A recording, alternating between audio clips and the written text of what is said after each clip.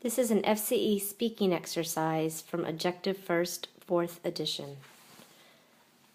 I'm looking at Unit 3.1, Going Places.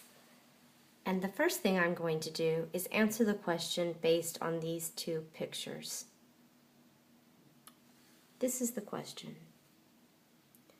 Who would enjoy these types of holiday?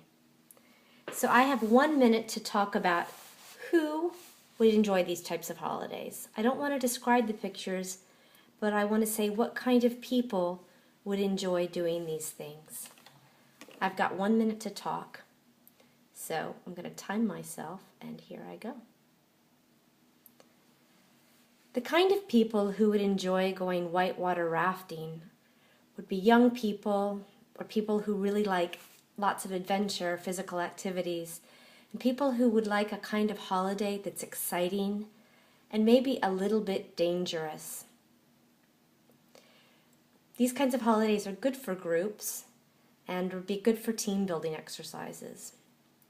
Whereas in the second picture, the kind of people who would enjoy a beach holiday might be people who live in really cold climates like England or Scotland or Ireland, and who really need to relax in the sun.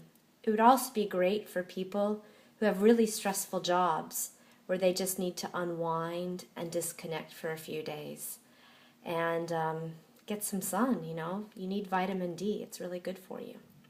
So those are the kinds of people I think who would enjoy those holidays. Okay, that was 1 minute.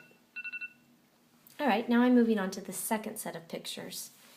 We've got pictures of people who are on some kind of a backpacking holiday. And then down below we've got a picture of what to me looks like a luxurious resort and a waiter setting a table. So the question is this. What are the advantages and disadvantages of these types of holiday? So what I need to do is talk about the benefits, the advantages, and the disadvantages or the drawbacks or the downsides of these kinds of holidays, okay? This question I think is a little bit harder because you need to say more things and still you only have 1 minute.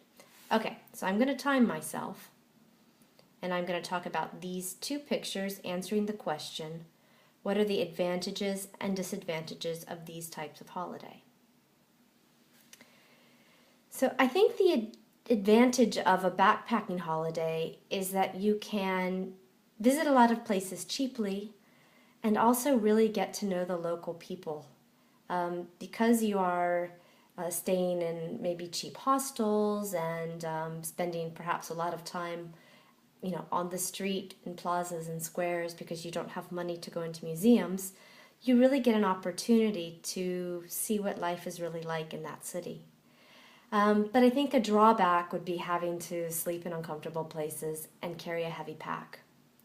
Whereas in the second picture, I think the advantage of a place like this would be to have very good service while you're on holiday and to feel a sense of luxury. But a big drawback would be that you would be around a lot of posh people who are honestly not that fun to talk to.